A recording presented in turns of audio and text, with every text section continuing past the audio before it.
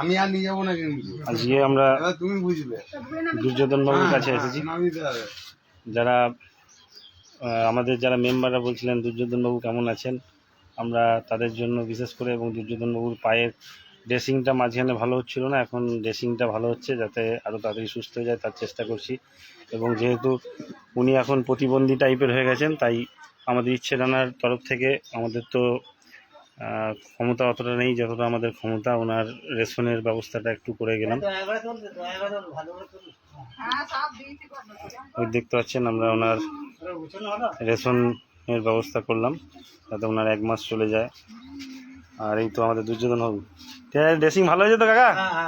ঠিক আছে, এখন তো সব ঠিক লাগছে তো? ঠিক আছে,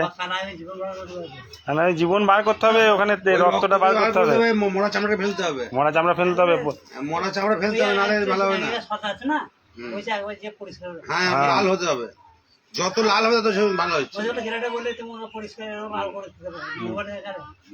আমি যখন উঠছি এই দিকটা বললাম, এই দিকটা বলে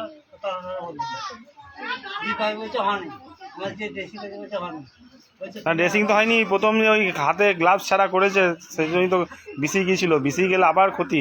আর তোমার এই সুগারটাকে একটু দেখবে, হ্যাঁ, সুগারের ডাক্তারটা খাওয়া দাওয়া কি করছো, মাঝে মাঝে ওই ইয়েটা করবে। সবজি খাও তো, একটু শাক সবজি খাবে, যে কোনো হালা ফালা শাকও খাবে, পেটটা ভরাবে শাক পাক খেয়ে। কি বলছে, কিছু বলতে চাইছে নাকি? কিছু বলবে? শাক খুঁজে বেড়াচ্ছে নাকি? শাক খুঁজে বেড়াচ্ছে, তখন ফ্রি ছিল না মনটা, যখন প্রথম এসেছিলাম তখন দানা। আমাদের এই এর আগে খোঁজ পেলে না, তাহলে আগে হলে তাহলে তোমার আঙুলটা বাদ যেত, পাটা বাদ যেত না, আঙুলটা বাদ যেত, পাটা থাকতো। আমি এত ভালো জানি যে আমার এরকম হয়ে যাবে, বর্তমানে 3 বার ডাক্তার দেখিয়ে না, যে আমার গ্যারেজ করে গেল না, এত টাকা পাবো, এত টাকা পাবো যদি বেশি খালি ডাক্তারবাবু এটা খুলে দিলে তারপর হাফ পাটা দেখে দিলে ঠিক আছে, যদি নিলে 550 আছে, খালি 2টো সেলাই কাটলে নিলে 800 টাকা।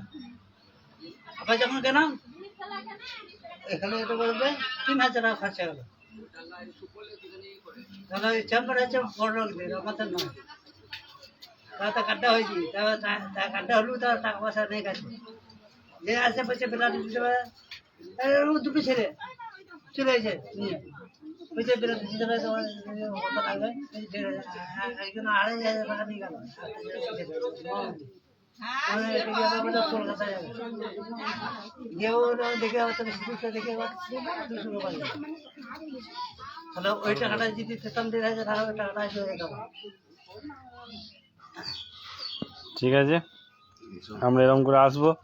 তুমি আর বিড়িটা কিন্তু 2টো, হ্যাঁ, প্রথমে একটা কথা দিলে, তারপর হবে কটা 2টো, তুমি একবারে কথা খেলাপ করে 5টা খেলে হবে না কিন্তু, সকালে একটা, রাতে একটা, দুপুরে ভাত খেয়ে খাবে, আর রাতে শুতে যাওয়ার সময় একটা খাবে, আর সকালবেলা উঠে 3টে দিলাম, হ্যাঁ, 3টে 3টে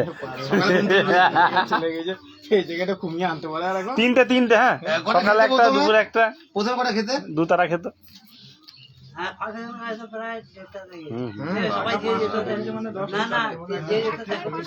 রক্ত লেগেছে, বুঝতে পারছি, রক্ত ছিল না শরীরে, রক্তই ছিল না। ও যা বেরোলো বেরোলো, তোমাকে যখন অপারেশন করতে গেছি টানা 4 দিন ভর্তি থাকতে হয়েছে শুধুমাত্র রক্তের জন্য, 4 বোতল রক্ত গেছে।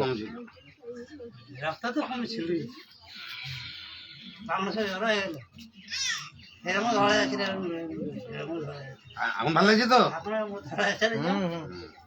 ঠিক আছে, তোমাকে জিমেও করে দেবো।